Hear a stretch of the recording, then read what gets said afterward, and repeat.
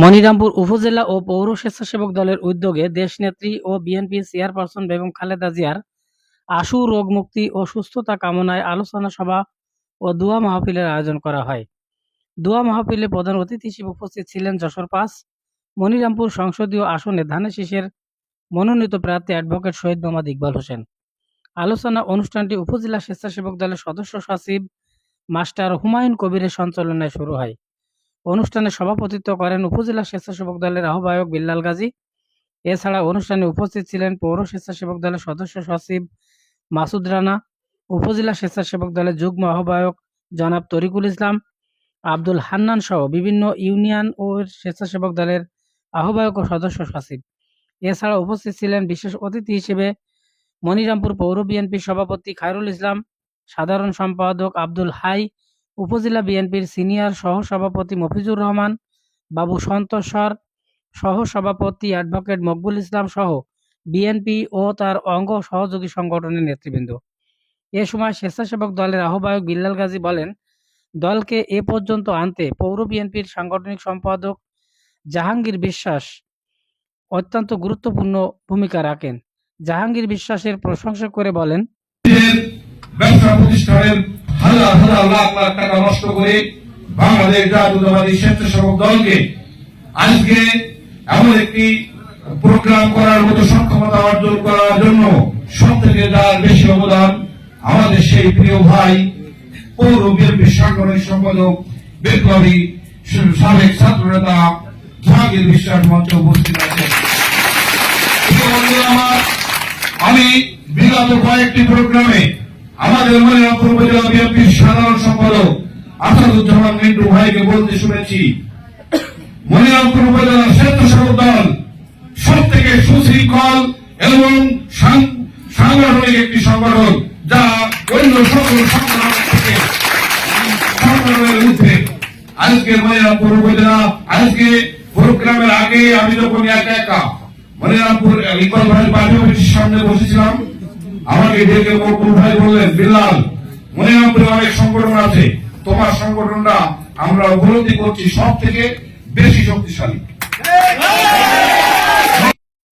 পৌর বিএনপির সাংগঠনিক সম্পাদক জাহাঙ্গীর বিশ্বাস বলেন, ধানের শীষকে বিজয়ী করার লক্ষ্যে মনিরামপুরে অঙ্গ সংগঠনগুলোর মধ্যে স্বেচ্ছাসেবক দল অগ্রণী ভূমিকা পালন করবে, এ বিশ্বাস আমার আছে। ধানের শীষ দল হবে, আমরা আছি তার সাথে সাথে সাথে আমরা এই ধানের শীষকে বিজয়ী করার লক্ষ্যে মনিরামপুরের অঙ্গ সংগঠনগুলোর মতো সব থেকে আমি ব্যক্তিগতভাবে মনে করি সব থেকে শক্তিশালী সংগঠন বাংলাদেশ জাতীয়তাবাদী স্বেচ্ছাসেবক দল অগ্রণী ভূমিকা পালন করবে, সেই বিশ্বাস আমার আছে। কারণ এই বাংলাদেশ জাতীয়তাবাদী স্বেচ্ছাসেবক দল দীর্ঘ 17 বছর সকল আন্দোলন সংগ্রামে ছিল, মাঠে ছিল। তারা দলের নীতি আদর্শকে বুকে যথাযথভাবে ধারণ করে এখন আমাদের স্বেচ্ছাসেবক কথা প্রতি উত্তরে আমি শুধু একটি কথাই বলবো, দলকে ক্ষমতায় আনতে হলে অবশ্যই ধানের শীষকে বিজয়ী করতে হবে। অনুষ্ঠানের প্রধান অতিথি হিসেবে অ্যাডভোকেট শহীদ মোহাম্মদ ইকবাল হোসেন তার বক্তব্যে বলেন, দলের সভাপতি হিসেবে আমিই তো সবার অভিভাবক, আর স্বেচ্ছাসেবক দল সম্পর্কে আমার ধারণা এই মুহূর্তে অতীতের যে কোনো সময়ের চেয়ে স্বেচ্ছাসেবক দল অত্যন্ত গুরুত্বপূর্ণ এবং শক্তিশালী। কথা হচ্ছে, কিছু কথা এসেছে যে কথাগুলি স্বেচ্ছাসেবক দলের নেতৃবৃন্দ আমাকে বলেছেন। সর্বশেষ হুমায়ুন কথা বলেছেন স্বেচ্ছাসেবক দলকে জাহাঙ্গীর সাহেবের মতো অভিভাবকত্ব গ্রহণ করতে হবে এরকম একটা দাবিও তিনি করেছেন। দলের সভাপতি হিসেবে আমি তো সকলের অভিভাবক হিসেবে আমি আর স্বেচ্ছাসেবক দল সম্পর্কে আমার ধারণা যেটা এই মুহূর্তে অতীতে যে কোনো সময় স্বেচ্ছাসেবক দল অত্যন্ত গুরুত্বপূর্ণ এবং শক্তিশালী একটা কথা বলার সময় কম, হুজুর এসেছেন, বলতে চাই যে ধানের শীষ প্রতীক নিয়ে আমরা কিন্তু লড়াই সংগ্রাম করেছি।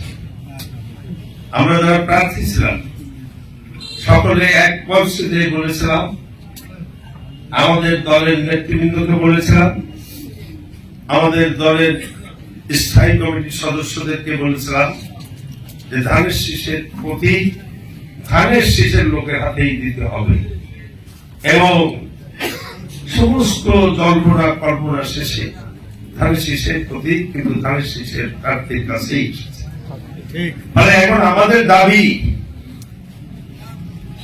স্থায়ী কমিটির সদস্যরা লিখেছেন এবং মূল্যায়ন করেছেন এবং আমাদের যে কথা দেওয়া যে আমাদের ধানের শীষ প্রতীক দিলে পাস করিয়ে দেওয়ার দায়িত্ব আমাদের, সেই ওয়াদা সেই কথাটা রক্ষা করার জন্য আজকে স্বেচ্ছাসেবক দলের সকল স্তরের নেতা কর্মীকে একে অপরের সঙ্গে মিলিয়ে মিশে কাজ করতে হবে এবং এখন থেকে আজ থেকে সেই কাজ শুরু করতে হবে এবং গ্রামে গঞ্জে পাড়াতে বাড়িতে আপনারা ধানের শীষের ভোট চাইবেন এই প্রত্যাশা একটু করে আমার বক্তব্য শেষ করছি।